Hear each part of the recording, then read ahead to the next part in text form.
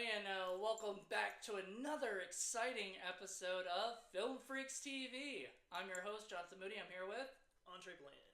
Andre Bland, and it's Andre's first time on the show. It is. Paul's going to be a bit disappointed because he's been trying to get you on the show too, but unfortunately, we can't get you all the way out to freaking, Fort Monroe. But we're here in my house, obviously. We've done this last time at my house as well, so here we go once again, and we're going to be discussing a movie that you have not seen yet. Yeah, we're discussing Almost Famous. Almost Famous right here. I get the 4K of it, so it should look beautiful. I haven't even watched the 4K yet, so we'll see how it looks, and that'll be one thing I'll be discussing in the movie compared to the Blu-ray or whatever, DVD especially. Doesn't probably look nearly as good. So, I'm really excited. I hope you are excited. I'm excited. And this little dog Rocky is excited. We got Rocky with us too. Look at him. He's just like, okay, what are you doing? You're okay. So yes, so we'll be right back. And in a few minutes. So check it out. Bye.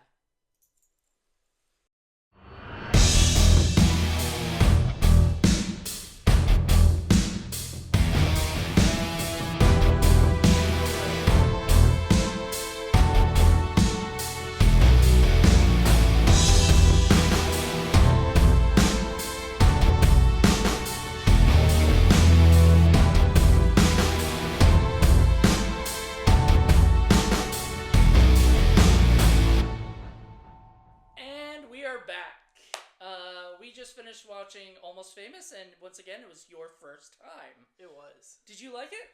I loved it. It was very sentimental, touching movie. A lot of the events were based on a true story, although they took a couple creative liberties. Mm-hmm. I thought it was amazing.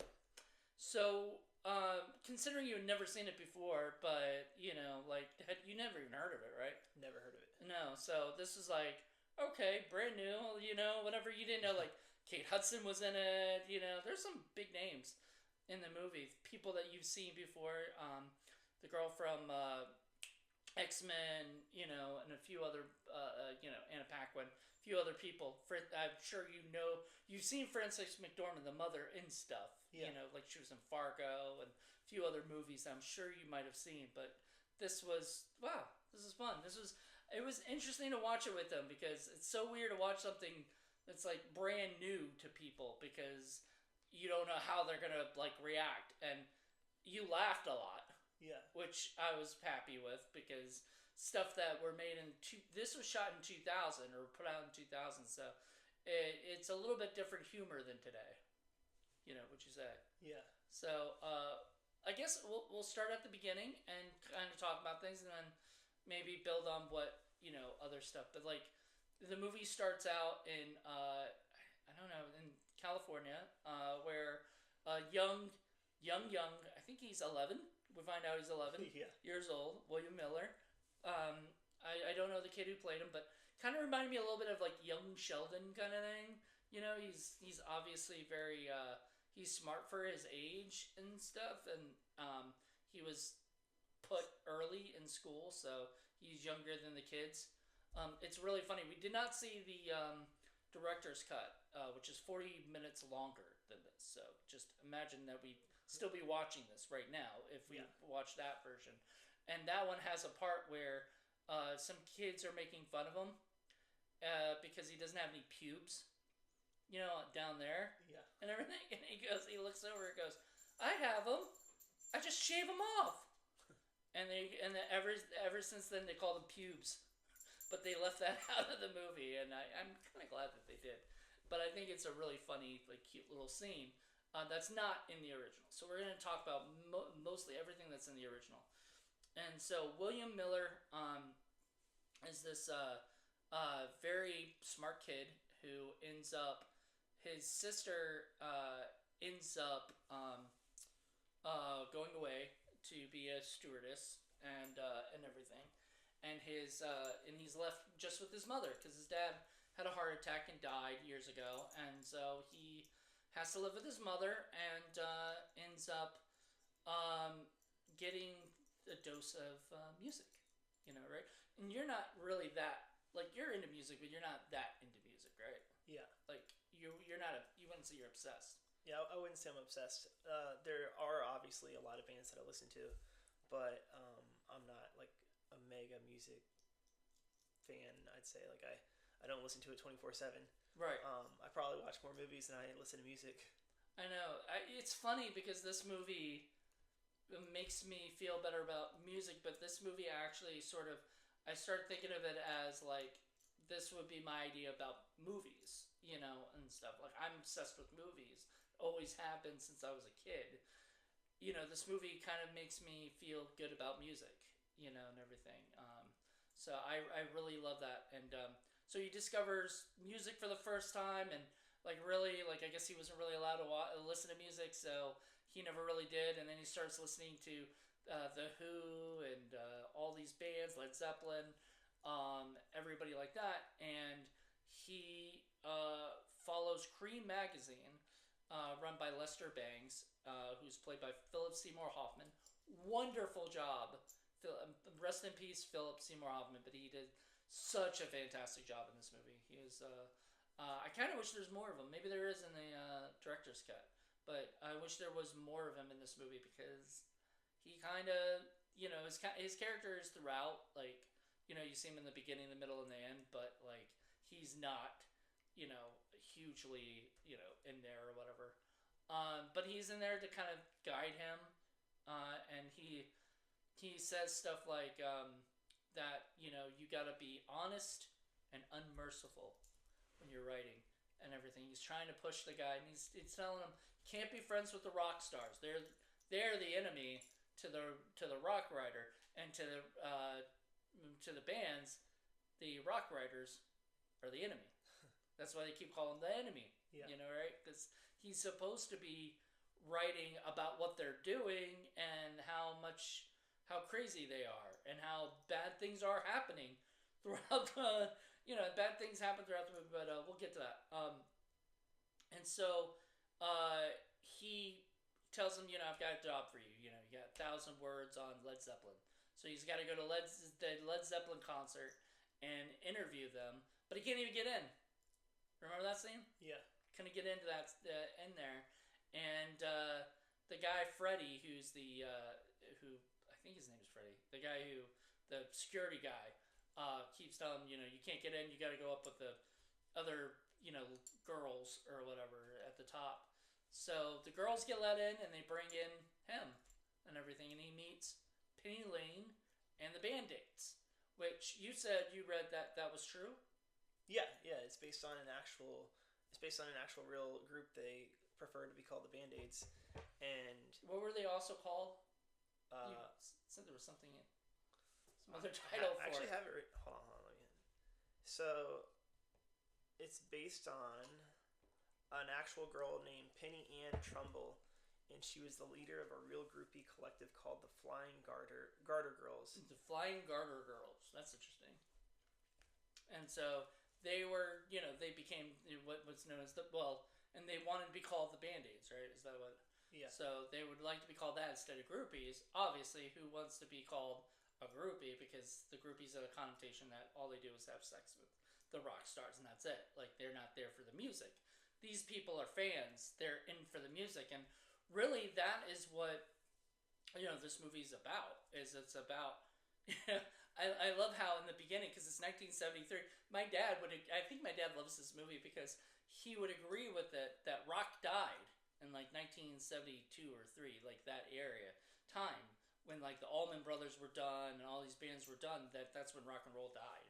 When a lot of these bands retired and stuff for the first time, because I think a lot of them came back to do tours and other stuff and come back with more albums.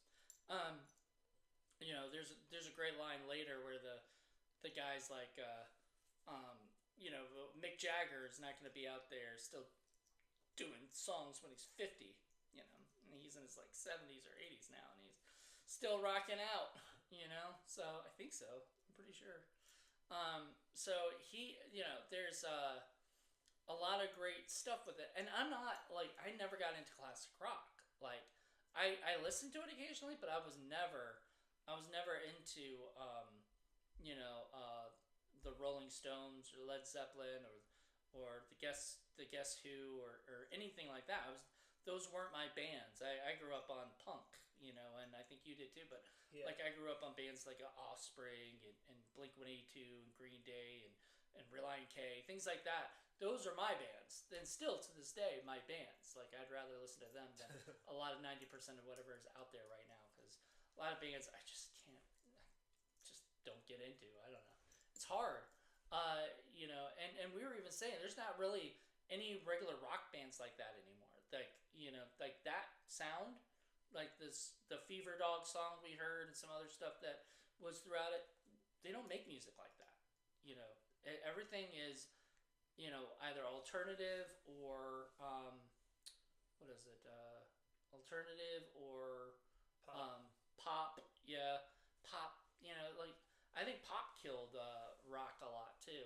Like because pop just isn't that great. So, um, but anyway, Stillwater falls in love with this kid because he is a fan, and they don't just treat him like a fan. They bring him into their world, and he becomes a sort of a friend. And that's where Lester Bangs is trying to tell him, you can't be friends with them because then they're just gonna let you write nice things about them, and it'll look like the band wrote it. And I think there's even that line and that the Rolling Stone guys are like, this doesn't sound like a good, this is a puff piece. This sounds like something they wanted you to write, right? So it wasn't until he had that discussion. But anyway, we'll get to that. So he ends up getting a chance to go on, like he sends his stuff to Rolling Stone from Cream Magazine's his articles and stuff, his reviews, and they love it. And Ben Fong Torres calls him, and that's a real person, by the way. I don't know if you knew that. I don't know if that was written in there, but that's a real.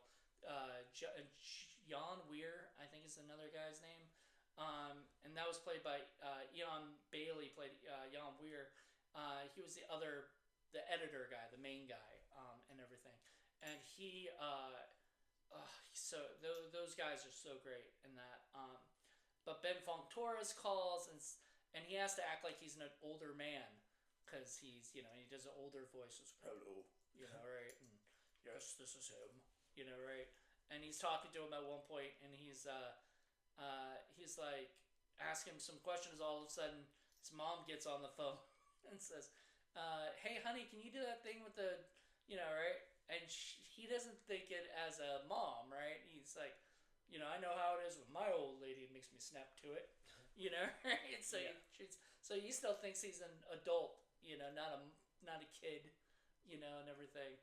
And so they give him 1,000 words, I think, about Stillwater, and lets him go on tour with them and everything. They need that article and everything. So he goes on tour with Stillwater, and all he wants to do is get everybody separated and do different interviews with each of the band members.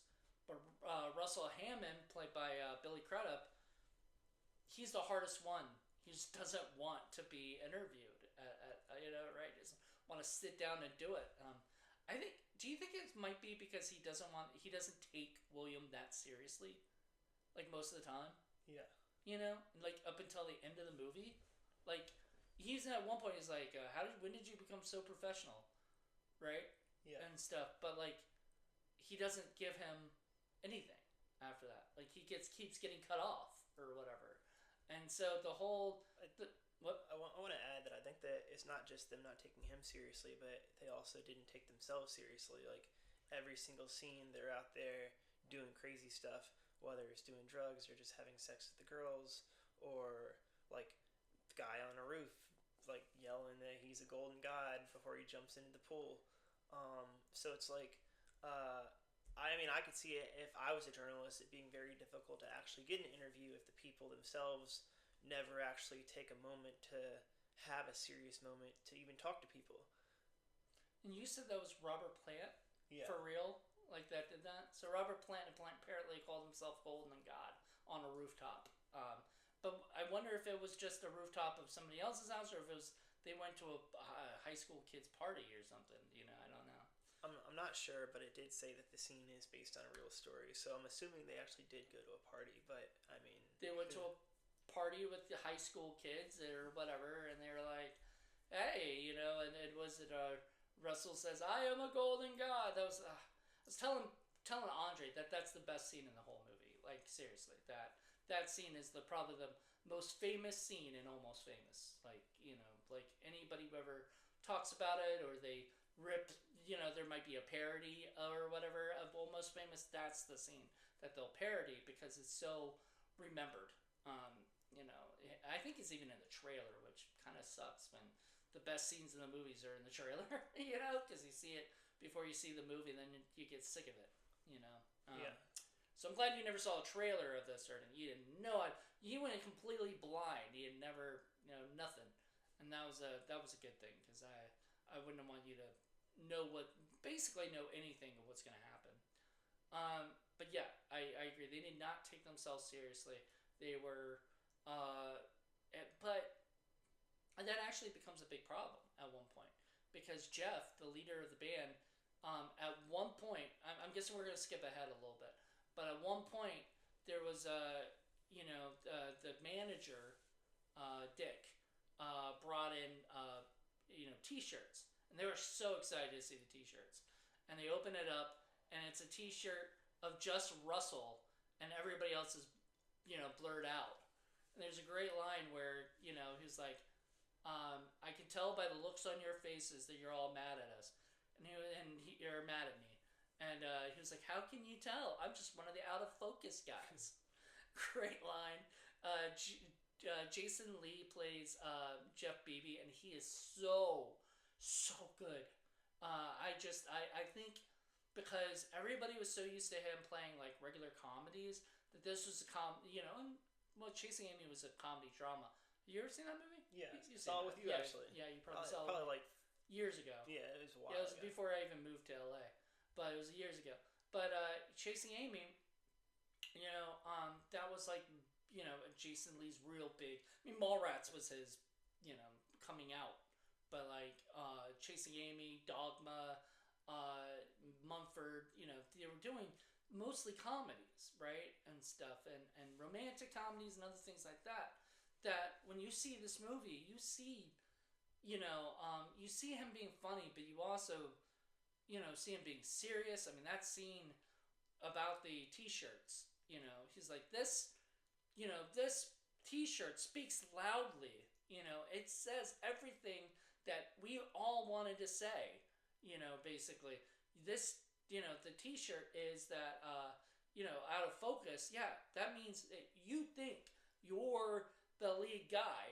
You're not even the singer, which singers are generally the ones that everybody loves, right? Like, and I think throughout the movie you can tell there's that little bit of like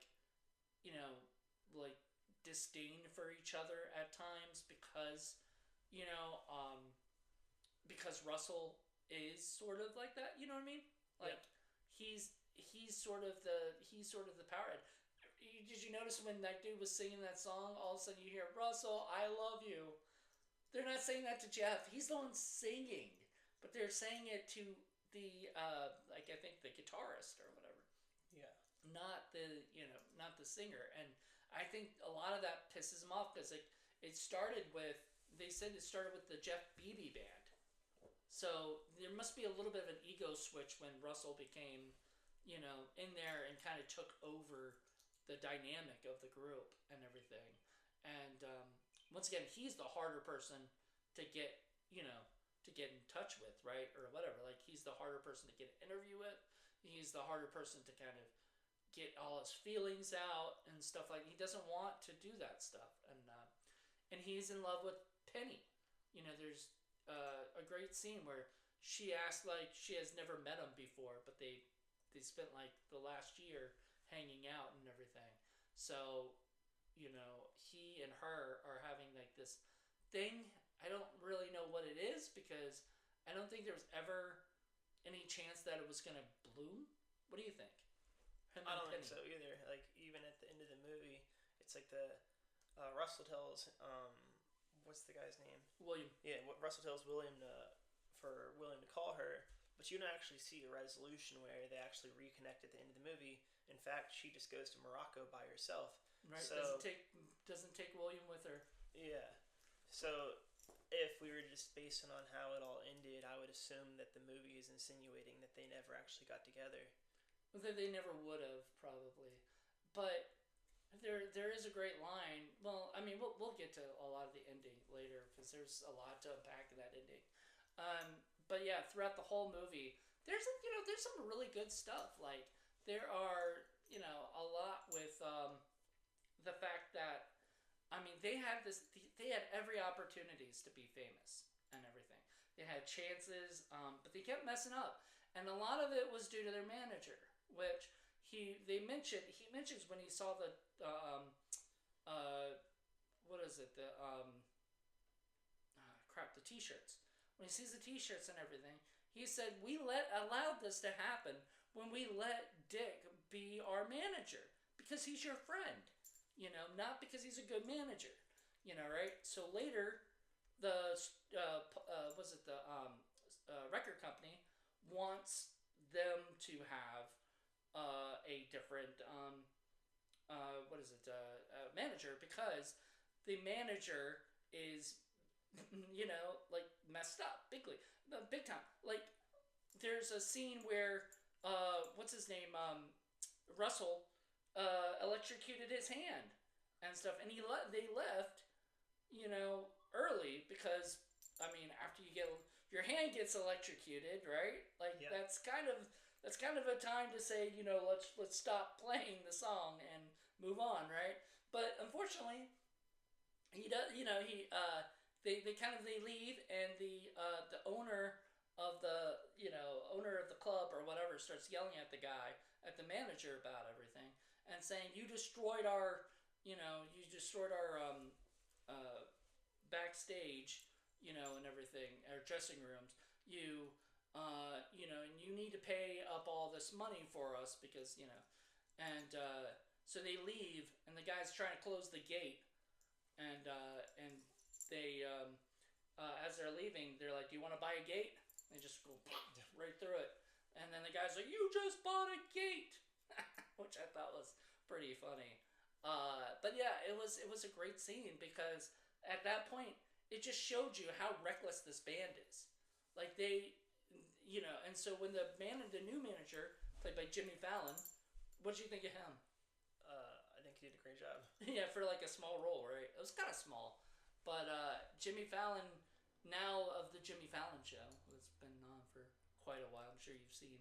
Yeah, I've seen it. Yeah, you've seen it. But Jimmy was just like, respectfully, I agree. But, can you do this? Can you do that? Do you know how to do? And that was wonderful. Like there was points where he was like, do you know how to, basically, do you know how to do a headliner tour? Do you know how to make sure somebody, you don't get charged for this or that? No, they didn't know how to do any of that stuff. Not even the manager that they had, because the manager wasn't a real manager. He was a friend, which fine, like that's actually smart sometimes to have a manager that's your friend. But it's also sometimes better to have a manager who's more professional, who's done it for more bands than just them, or whatever, and can handle them, and even at the end, he doesn't want them anymore. He quits on them. And I get it, because they are really self-destructive, would you say? I mean, I would agree. You would agree? Yeah. What do you think is the most destructive about them? I mean, just the fact that in the movie, they're basically having sex with like 15-year-old girls, so I'd say that's destructive. But well, that was like the 70s. Yeah. That was not just them, unfortunately. Yeah. I agree, but I would say that just between all the drugs, between the fact that like they were partying way too much. Yeah, they were partying way too much, and you hear about stories like that all the time from rock bands. Mm-hmm.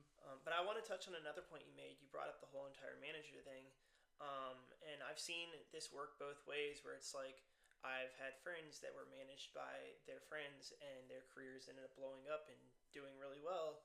and then I've had friends managed by friends where it just went to shit and didn't go anywhere. And in fact, one of my friends was managed by a friend where his manager blew up and he never went anywhere. But then I've also seen the reverse where like some of my friends have been signed to like the biggest agencies and their careers don't go anywhere because these big agencies have a million people, don't actually care about some of the talent. They focus on their favorites. But then there's other times where they are signed with some of these same agencies and their careers blow up. So it's like in the entertainment business, it's really hard to actually like. I feel like consistency is the only real key to success, with maybe a little luck being at the right place at the right time. But otherwise, you just never know. No, I totally 100% agree with you. I think I know a lot of people say don't get a manager, especially in the film business, because the managers most of the time don't do anything. Well, my thing with it is a lot of times you need a manager to introduce you to an agent. An agent will introduce you to everybody else, big time agencies. If you have these small time agencies, a lot of them can't get you in the door because nobody knows who they are. They don't have you have to have the proper stuff. Managing with the music industry, I mean, you have to have somebody who knows how to do certain things, has relationships with people and places, and can and can do stuff like the guy could have sued that group, that venue, because they electrocuted the guy's hand. Problem is they didn't stay there and deal with this stuff. If they had properly stayed there and dealt with this stuff, they could have had their hand. But they left because the manager told them to get back on the bus, and everything. So he forfeited the right for Russell to sue, which lost the record company lots and lots of money. Record companies are not happy with that. But as the guy was saying, if your records are selling, they're happy with you. They'll keep you and everything. And it's just the same as movies. If your movies are doing really well, or whatever, a distribution company will love you. Your movie tanks at the box office, you're probably not getting another deal. Right? Unless you're Josh Trank, then apparently if your movie bombs, you still apparently get. That's another whole nother story that I feel like probably shouldn't have been brought up, but whatever. And that's the thing. Like, you get these opportunities and everything, you should go with them, and everything like that. And I feel like a lot of times, especially in Almost Famous's sake, they should have been felt very lucky to have somebody come in, because the record company could have been like, we're not spending any more money on you guys because you guys screwed up so much or whatever. But they wanted to have, and they had the choice. They could have kept the new guy, or I don't know what would have happened with the record company if the record company would have just dropped them, or like, I don't think they would have dropped them, but I think they would have not given them as much money or leniency and stuff. You never really see the record company, so you don't know what record company. They just say the record company. It never mentions a specific. Do you ever notice that? They never mention a actual record company that they're on, because they're a fictional band. I don't think they wanted to do that, but they were okay with like dropping names like Led Zeppelin and all the actual bands that are really there, because they're not part of, or Rolling Stone. I wonder if Rolling Stone was like, I wonder if they had to sign. They had to like sign off on this movie, right? And everything. And I guess he also did actually work for Rolling Stone, right? And I also find it ironic how the bands that he did actually do a lot of journalism for were the bands that they mentioned. It's just not the band that he was working for in the movie. Yeah. Well, I mean, and that was the thing. He wasn't on tour with just one band, But in this movie, for the sake of like the entertainment, and if they ever had made an Almost Famous 2, it would have been another band that he would have probably been on, because there was more to the actual real story of Cameron Crowe, who did all these things. The next thing he did for Rolling Stone that was really big was he got asked to go undercover as a high school student and write about the life of a teenager and everything, and it became a book called Fast Times at Ridgemont High, which became a movie, that he wrote. He wrote the actual movie for it. And that was what started him on his movie stuff or whatever. And it's really funny because, like, he's kept his music stuff in the, like, he did this, he did Fast Times, had a little bit of music stuff. And then later, when he did the movie Singles, it was about music. It was about that it had that grunge music stuff from Seattle. So he was, he's used a lot of his, Rolling Stone connection type stuff, and did a really great job. And this was a love letter to music, in my opinion, and everything. And the people in the past that really like pioneered the way for a lot of bands, Led Zeppelin, Motley Crue, all these bands. Were bands that Allman Brothers, things like that. And once again, these were bands that my dad like grew up listening to. He loved all those bands. So it was really nice to see it. Now you're not that's not your type of music, right? No, I mean I kind of grew up with liking at least some of the same groups that you did. For example, like I used to go to a lot of punk rock concerts and even rap concerts. A lot when I was younger, and I mean I don't even know why. I think it's just because like my brother used to go to him and I would go with him, and like I listened to Reliant K. I would listen to a lot of screamo actually and emo music, but I also listened to a lot of punk rock and just like soft rock, maybe some indie, and I mean, even bands like Red when they came out, which is a little more recent than back in most of the 90s music. Some of the early 2000s, I was a big fan of that. I saw Katy Perry live when I was in middle school before she went by the name Katy Perry. I think she went by her real name. Is Katy something else? Yeah, I forgot. But yeah, it was Christian. It was Christian music. It wasn't even pop. And I won one of the first CDs for Reliant K at her concert, actually, which is kind of ironic because they started dating, and then when they broke up is around the time that she blew up as a mainstream pop star. I always wondered if Katie and Matt Thiessen broke up because she was getting famous and stuff. I think I read that they did. It was like between the fact that like she was breaking out of her original roots, and going more mainstream, they broke up kind of because of that. And I think that a lot of his early albums, a lot of it had to do with her. Oh yeah, there's the song the one on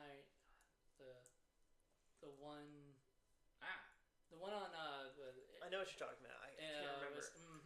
Album, and he actually said that was about her.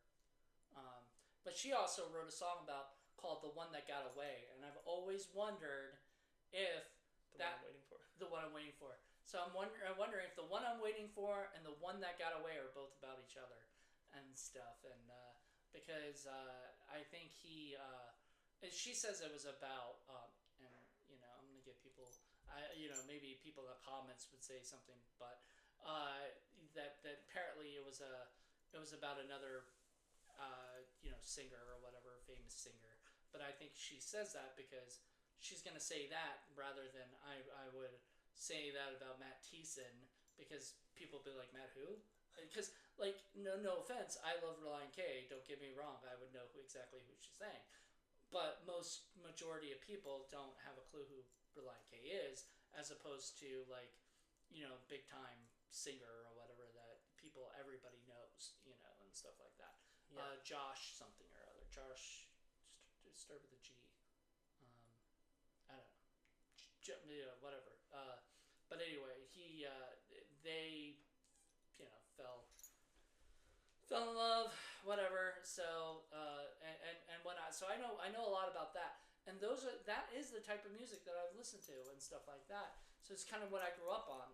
But and I didn't really grow up on the Allman Brothers. I mean, it wasn't until after I saw this movie that I started actually listening to a lot of that music, because it really wasn't on my radar. Like I knew who they were. Everybody would say Led Zeppelin or Black Sabbath. I know who these bands are. I just never really listened to them, and it just wasn't my type of music. But they said that if you listen to The Who by Tommy with a candle lit, you'll see your future.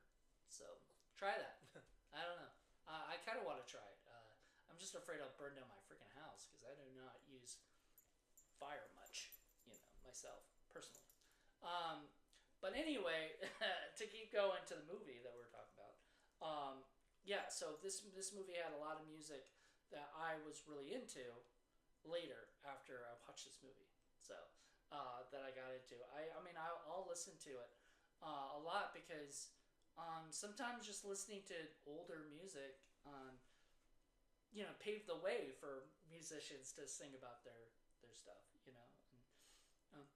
and whatnot. But so to go back to the manager, they get a new manager and they have to leave their tour bus, which is sad. We also we kind of talked about it earlier with the him going to the party, and that was after the T-shirt incident.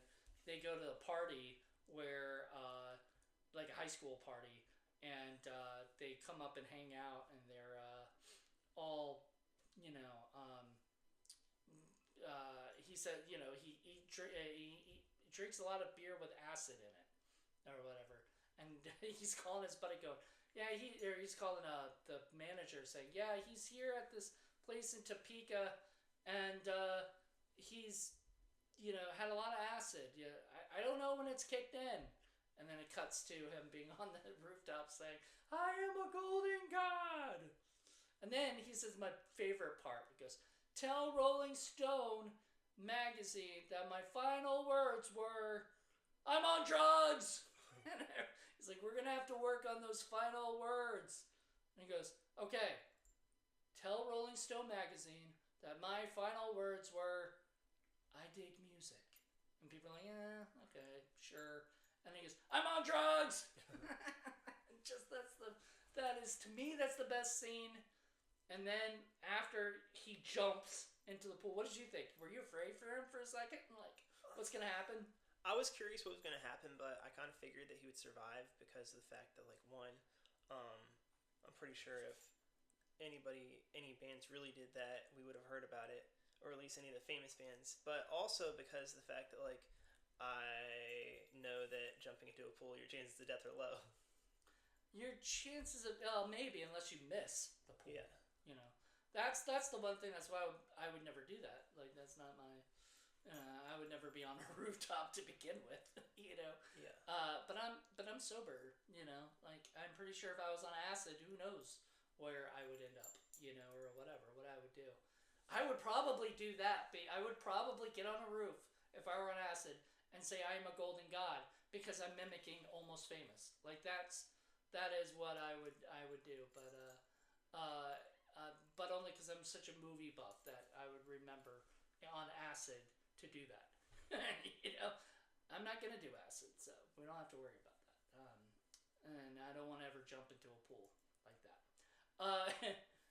Now,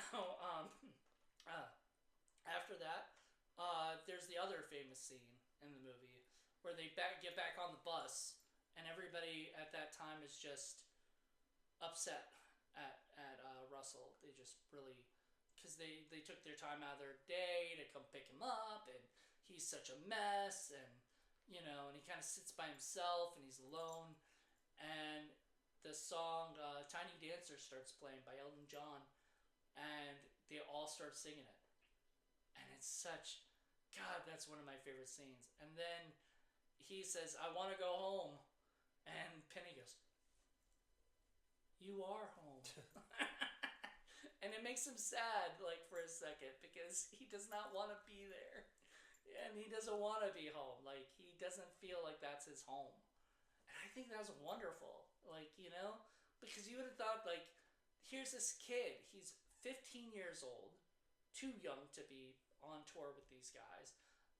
They have, at one point, I don't know if it's later after that scene, but they do deflower him, right? So all these things are happening, and you would feel like, a kid like that would be like, wow, wow, I don't ever want to leave. He wants to leave the whole time. He's like, I gotta get home. I gotta graduate. I got other things to do with my life. But these guys keep, dragging it out and making him stay on this tour. And I wonder why. Do you think it's because they are afraid of what he's gonna write? Or do you think they just don't, like, they're just not paying attention to him? Like, what do you think is the reason why he, they never let him leave? I mean, they kind of treat him like a friend to a degree. And I also think that it's back to what we said earlier about the fact that they just partied a lot and they didn't take things too seriously. Yeah, so instead, they should have took it seriously. He's writing for Rolling Stone magazine. They know this. There's that point where the guy says, Jeff looks over at Russell and says, I don't know if we should do this. Like, he's writing for one of the bands, or one of the magazines that split up bands. This is dangerous to have him. And Russell, yeah, you're right. He kind of treats him like he won't do anything. He can't do anything to harm us. And then it's Russell's fault that he can. And we'll get to that in a second. But so all these bad things are happening, and then they get the manager. Once they get that manager and stuff, they had. I'm all over the place, by the way. This is kind of back and forth. So once they have gotten that manager and they were flying in the planes and stuff, they find out that, I guess, Russell's girlfriend, ex-wife thing, Leslie, is going to be joining them. And she is, so that means Penny can't join them on the tour. And all the other ladies are going with Humble Pie, which is like one of the road managers and stuff. And they're gonna go split and leave and everything. So, what is it? William wants Penny to be there, but kind of understands. And there's that great scene in it. And I love this scene because I almost feel like it would have happened to me had I been there, But there's that scene where the girl says, where Penny is talking to him, and he's talking about, if anybody talked to me about like you do in the real world, he's like, wake up! There is no real world. When does the real world begin? All this stuff, and then she goes, "You're too sweet for rock and roll." He goes, "Too sweet? Too sweet? I am not sweet. I am the enemy." And he still sounds sweet when he says it. Just like, it was cute. And he was like, "I could be dangerous to all of you," right? And he could, because he could tell all the secrets, all the stuff that goes on behind the scenes, and they don't want him to say anything because they don't want him to admit that all this, stuff is happening or whatever. And so so Russell, and he says, that they sold Penny to Humble Pie for $50 and a case of beer. And she goes, "What kind of beer?" Kind of, I think, trying to liven up and look like she doesn't care as much. But, deep down, she loved Russell. But I don't know why. Like, in a way, like, Russell is such an immature person, right? Like, would you say? I would agree. So, I don't know why she fell in love with him other than his looks. I mean, he was a good-looking dude. Or he was a famous musician. I mean, but she loved his music, I guess. But even then, wouldn't Jeff be the guy? Because he's the vocalist. He's probably one of the main writers or whatever. Like, why wouldn't she go after him? And instead, Anna Paquin's character goes for him. And we forgot to mention Sapphire, which is played by Verussa Balk. And Sapphire is one of the Band-Aids. And she is wonderful. She's the one on the phone with the mom. And she thinks it's Marianne with the pot. And we didn't mention that. Bless you. Thank you. We didn't mention that that the mom the whole time has been telling him, "Don't do drugs." Right? That became a big thing. And so when she's like, "Is this Marianne with the pot?" She's like, "No, this is not Marianne with the pot. This is Elaine.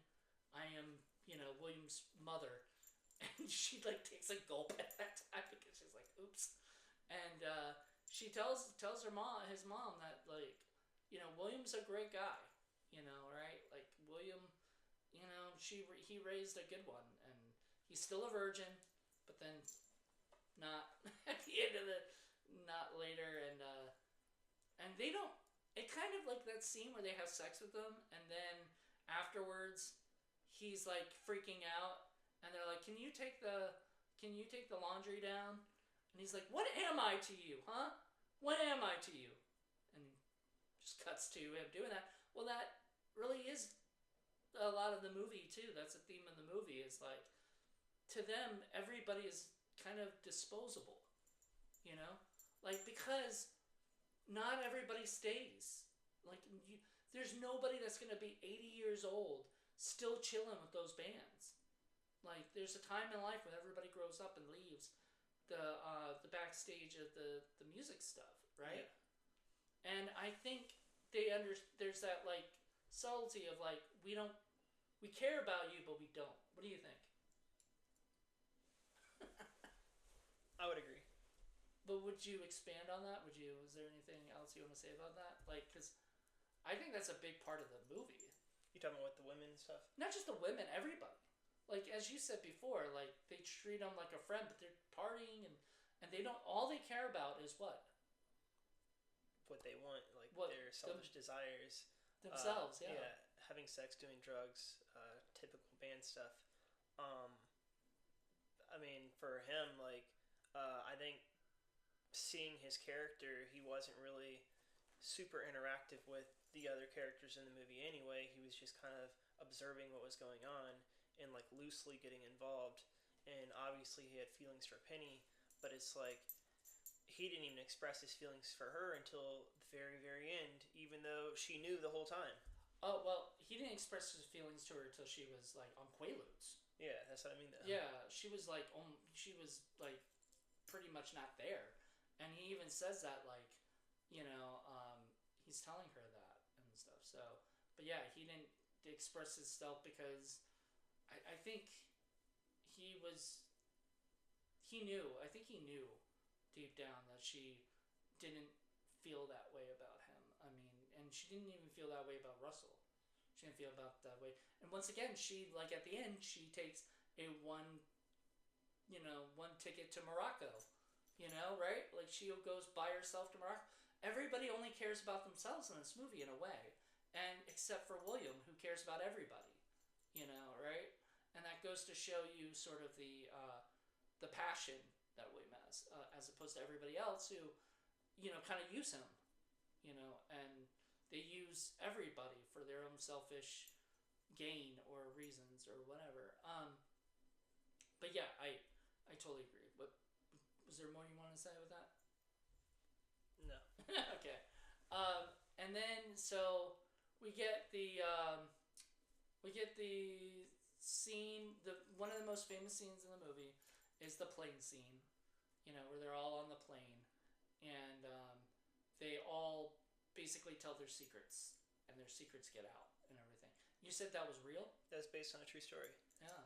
They get into what was basically almost a crash, and considering the fact that they may actually die, they all reveal all the secrets they've had. Yep. So they go in and say all these secrets and all these things, and then the one guy that does not speak throughout, he's like Silent Bob. Like, he does not speak at all. He just kind of like nods or says whatever, doesn't say whatever, but just doesn't say anything. And then he ends up saying, "I'm gay," like right when he thinks they're going down, because you can hear it going down and everything. And then all of a sudden it writes itself up, and the guy's like, "We're gonna live." The pilot's like, "We're gonna live. We're gonna be fine." He shuts the door, slams it, because he's like embarrassed that he said that. Because back in the 70s, saying you're gay is not like it is today. Today you can admit you're gay. Nobody bats an eye. Everybody's like, okay, right? Like, that's just normal. But back then, definitely there was a lot of homophobia and other stuff there. So for him to say that, everybody just kind of looked around like, whatever. And then all of a sudden he says it, or they write, they're fine. But they said all their pieces. They said that, everybody was cheating on everybody and doing all these things, and, getting all the air out about their feelings toward one another, which meant that that once they lived, they've got to live with all of that, like guilt and, other stuff that's going on. So, yeah, it was an interesting part. And then later, William comes to they get the airport, and the guy says, or Russell looks over at William and says, "You can write what you want." Right? Gives him permission to write what he wants. Well, he comes back to Rolling Stone, shows them what he has, which wasn't much. It didn't seem, and they didn't know what to do. And he said, "Give me till tomorrow, and I'll write you something," which is crazy to think. Like he took like the whole day, wrote like an article for the Rolling Stone, and he talks to Lester one last time, and Lester's like, "You made friends with them, man. That's your problem. That's the problem." And I mean, would you help? Like, if those guys opened their arms to you and everything, how would you feel? You'd have to be friends with them, right? Yeah. But like, I think that's why Cameron's not a Rolling Stone writer anymore. Like, he's too nice of a guy, and you can tell by the way you wrote this movie. Like you were saying at the end, this was a sentimental movie, right? It was kind of pulled on your heartstrings. And what does it is that when he's after he wrote to Rolling Stone, or he gave the article to Rolling Stone, they went to fact check it. Everybody denied it. Right? That it was that everything was untrue. 90% of it was a lie. And so probably all the good things that made him look good were the ones that they wanted to keep, but everything else that actually made them look bad, which is honest and real and unmerciful. And that was like the big thing with this movie. And so William goes back home, sees his sister he hasn't seen since she moved on to be a stewardess, and they come back home because that's all he wants to do is go back to his bed and sleep. Kind of like how you probably would want, right? Like, you'd probably like, I just want to go home and sleep in my own bed, like, whatever. And then he goes and stays there with his sister stays, I guess, for a while, and Russell meets up with Sapphire, who tells him basically to call Penny and hash this all out, and that everybody knew that he screwed them over, and everything. So that really, in the rock world, that that really made them pissed and stuff. So he goes and talks to Penny, and Penny gives him her address for him to come to her house and see her.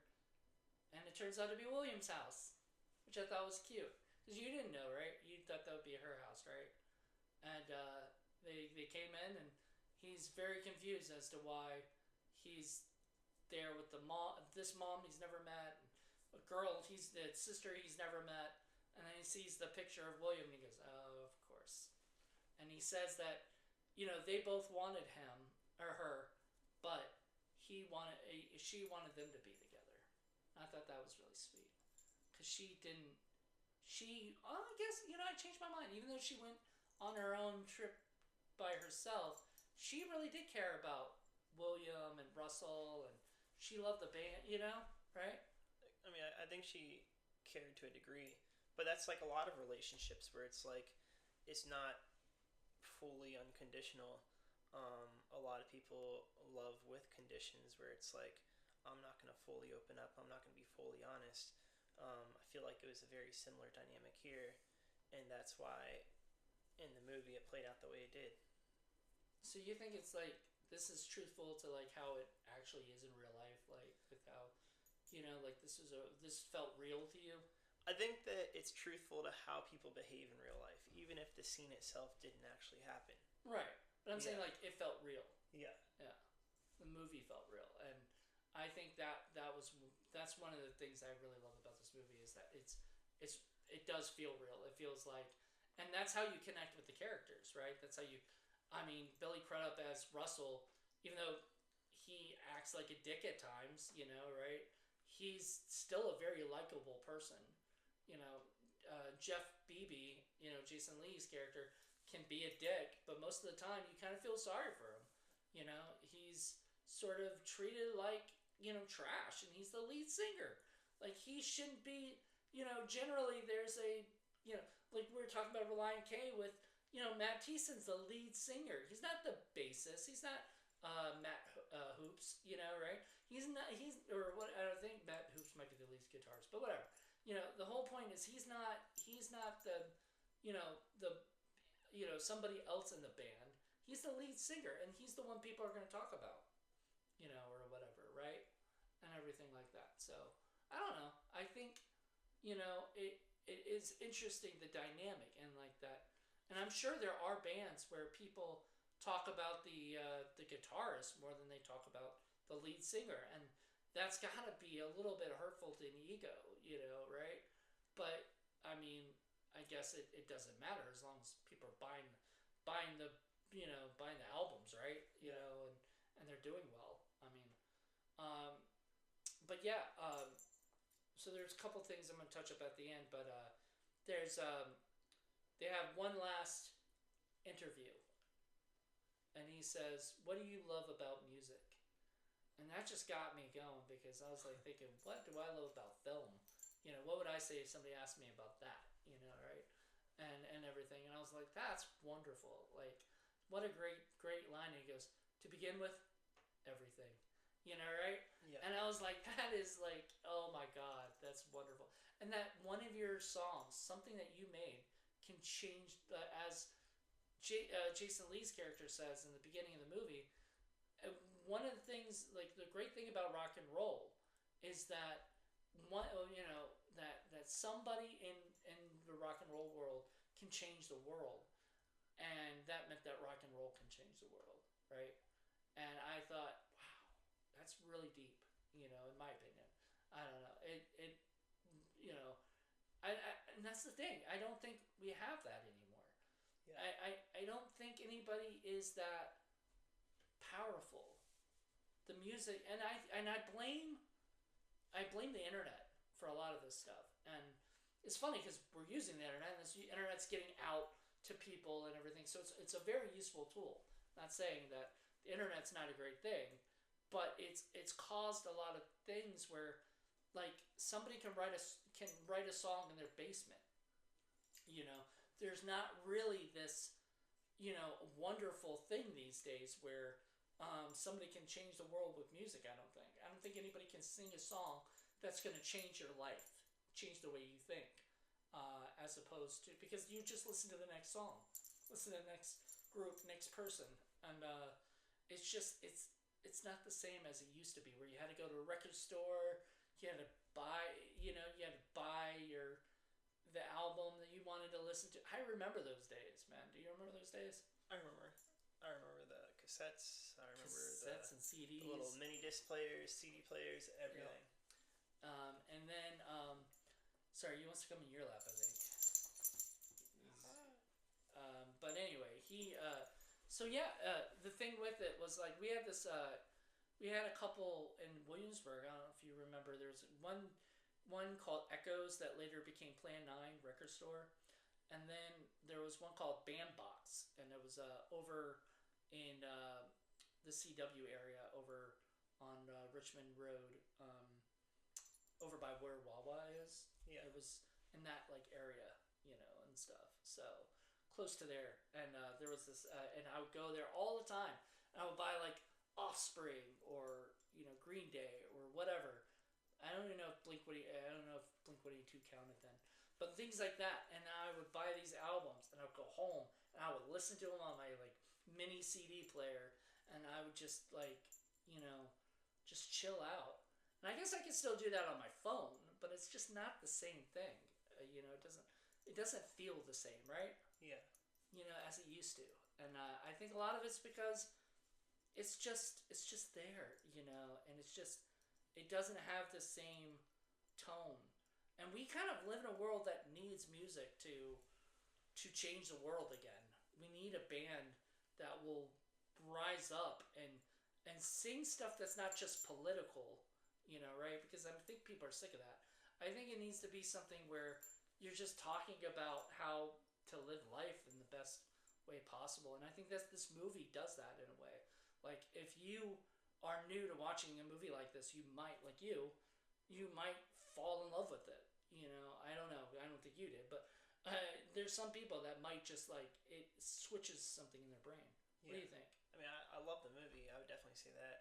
Um, but I mean, I get where you're coming from, and I agree with you. I do want to add a point, though. I believe that so to compare the movies and the music and stuff to another industry, like we could talk about sports. I grew up wrestling, and there's been discussions about whether wrestling today is tougher than it was like 10, 20 years ago. And, a lot of the modern generation says yes.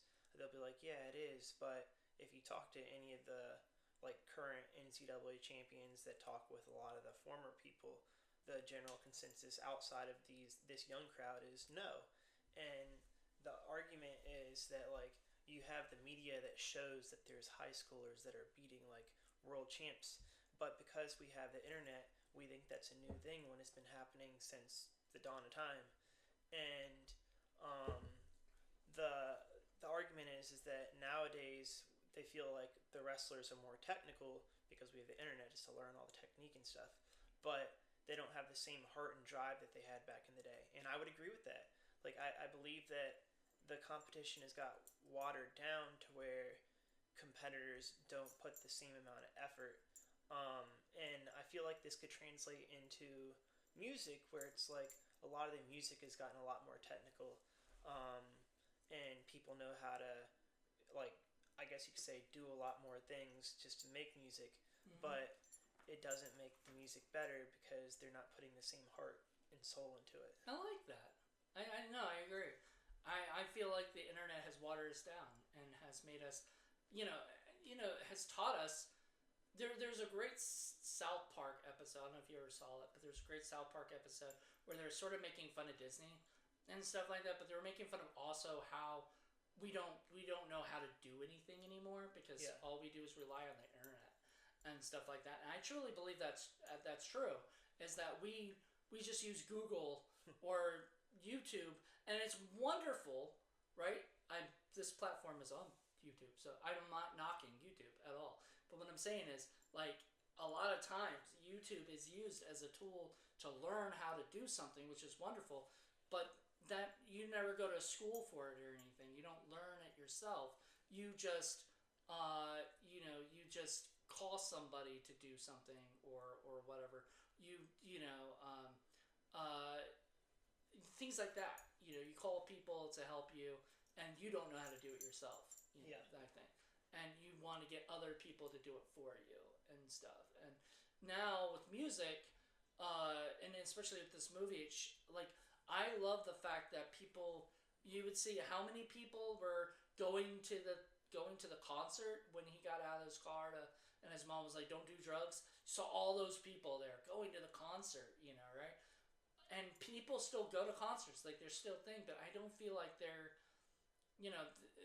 not what they used to be. People used to go every Friday night or something, and it was cheaper then too. Tickets now are ridiculous. Because they don't just have the tickets. You buy them online, and then you have like a service fee for online, then you have a service fee for this and a service fee for that. By the end of it, you're spending like, $100 on one ticket when it was just $50 to get it, originally, And that's an exaggeration, but that's you get my point. If a ticket's $50, it's probably gonna end up costing you $75, because of all the fees that you have to pay. And it's not fun anymore. Like, I don't want to spend $75 to sit on a lawn, and watch it. You know what I mean? Not even get the good seats for $75. Yeah. But when I went to concerts back in the day, $75 was like VIP. Yeah. What do you think? I would agree. Um, I would definitely say that the price of a lot of it has gone up, making it less affordable unless you go to like some mass event like a festival. Um, I would even say that movie ticket prices have gone up, and streaming has changed the game with that, where it's like not only are tickets for theaters up, like I know it also varies by city too, because like movie tickets in LA are way more expensive than movie tickets in Texas, which is where I've seen the cheapest tickets, but it's also more expensive in Virginia, which is higher than Texas but lower than LA. Yeah, it's ridiculous. And there's shootings there and stuff like that at concerts these days. Like, why people have a fear of going out now. People want to just listen to music at their house. And then YouTube, most of the bands just put their music on there because they get a cut of sales if people listen to the videos or whatever. Which, remember when they were like Napster bad and everything like that? Now they're embracing that shit kind of thing, where they're in control of it. They're like Reliant K has all their albums on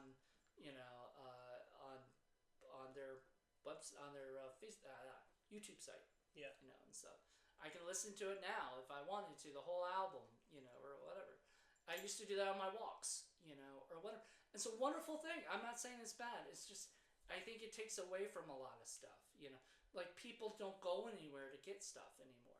You can just easily just get it on your phone, and that makes it lazy in a way. I got another thought just to play off what you said. Um, the as far as the music on YouTube and a lot of these other services, I found that one, I appreciate the fact that a lot of it is on there because not just the points you make about being able to access the albums, the artists able to make more money off of it, but also because of the fact that like a lot of times they have unreleased songs that you don't have on albums that they release on YouTube, and then like not just are there unreleased songs, but then a lot of people are making remixes that you can't get anywhere else except on YouTube, and the remixes are better than some of the remixes that the bands make themselves. So I'd say those 2 points stand out, but then the last point that I have before I hand the direction back to you is that like one of the cons is that like you have, at least I've run into a lot of people where they blow up on sites like YouTube or TikTok, and a lot of them they get. I mean, I'd say the more famous bands, like let's say you take Reliant K. Like I've met a lot of bands specifically, and most of the band people that I've met have been really cool, right? But like the smaller ones where it's like, oh yeah, we got several million streams, we got on a billboard. Like basically like the influencer versions of these musicians, they have more of an arrogant vibe when it's like in their minds they think they've made it, but they don't take into consideration that a lot of the people they're talking to have done just as much of amazing things. They just don't have the following. You know what I mean? I agree. It's funny because you mentioned you met a lot of bands. When I was a kid, in high school, I was I was friends with people in bands, like local bands or whatever, like Caden Smith, a little country music guy now, but back then he was little Caden Smith, who was in a band called Anchor, and I like he would have parties, and he would have like things where Christian bands at that time, like this band Bleach and Rays and a few other people, kind of came out and did shows for us, and we would listen to these bands and we'd hang out, and I got to meet Bleach. Like to me that was like freaking amazing. I don't know if you've heard that band before, but they're really good. And I was so excited, and then I got to meet, like I met Jars of Clay once. I met them too. Yeah, they were awesome. I met them because my friend and I went out. We were at one of their concerts at the William Mary Hall and stuff. So we walk out and they're signing autographs. We weren't expecting that, so they were signing autographs. Ran up, got autographs, and I got the whole Jars of Clay group to sign my thing. And then MXPX, I met them at Vans Warped Tour. When I went to see Reliant K, unfortunately didn't get to meet Reliant K, but I want to see them again. Like if they come again to like Norva or something, we'll have to go check it out. you're in town when that happens. But yeah, I mean, that's the thing. Like, I loved going to these concerts, but like nowadays, I don't really. There's not really that many bands that I want to. And then if there are bands I want to go to, they're the old school bands that I grew up on, um, like what is it, Sugar Ray or something. Like if Sugar Ray were playing, or what's Goo Goo Dolls, something like that. I've been to those concerts, but I would go again because they were such great concerts, Yeah. and everything. So I don't know. It's weird nowadays to think about concerts. One of the bands that I met that was I met a lot of bands. Like I could probably name maybe at least 100, 200 bands that I've met in person. But two of the more awkward encounters for me was one I had the group Smashing Pumpkins come and get a drawing for me, like a caricature. So you met Billy? Yeah, I met the whole band. They came, sat down. They're like, "What'd you think of the band?" And I was like, "I thought they sucked." And they're like, "Oh, that was us." And I was like, "Oh well, my bad. I'm just being honest." What sucked about them? They're great. I've seen them. I've seen them live in person, but like they were playing while I was drawing, and I'm personally not a fan of their music. I like rock music, but I not a huge fan of Smashing Pumpkins. Sorry, I'm a huge fan of Smashing Pumpkins, so I'd have to It's totally fun. delightfully disagree. It's totally fun. We can respect that. No, I respectfully. And then like I also met Kiss, but the time I met Kiss, I was running in the restroom one time in Arizona, and Kiss was walking by. I've met him a couple times, but this time when I met him, I had a whole conversation with him. We rode on a golf cart together. We were just chatting for like at least 10 minutes, and I was like, "Oh look, these people, y'all, they dress up like Kiss." And then I went and talked to some other artists, and I was like, "Yeah, I met these Kiss look-alike people," and they're like, "No, Kiss was actually performing." I was like, "Oh, Oops. So I was just chatting with Kiss for like 10 minutes, like cool buddy, and didn't even realize it." Hold on, once. Keep talking. Yeah, so that was one of my more interesting experiences. I mean, I've met some other bands. Like I've met Reliant K. I've met. Did you meet Reliant K? I did. Asshole. I did. I didn't get the chance to meet them. What the fuck? I've met. Was Matt Thiessen cool? He was. I also met Toby Mac twice. Oh, nice. I met Audio Adrenaline. That's cool. You did? Yeah. I know I've met a lot of the more mainstream bands too, but it's like I can't think of them offhand right now. Well, I met Newsboys, but it was before the guy from DC Talk, went. I think it's Michael Tate or something. Whatever. Ended up doing the Newsboys now, or whatever.